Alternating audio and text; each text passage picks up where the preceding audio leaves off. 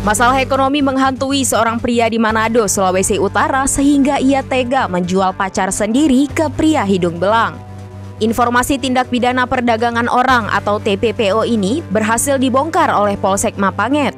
Kapolsek Mapanget Ibtu Leslie Lihawa pada Selasa 30 Juli 2024 mengatakan pelaku berinisial FL 28 tahun sudah ditetapkan sebagai tersangka. Sedangkan pacarnya yang menjadi korban adalah warga Kecamatan Malalayang berinisial MDT 31 tahun. Pelaku menjual pacarnya sendiri untuk berhubungan badan dengan orang lain hingga melalui video call.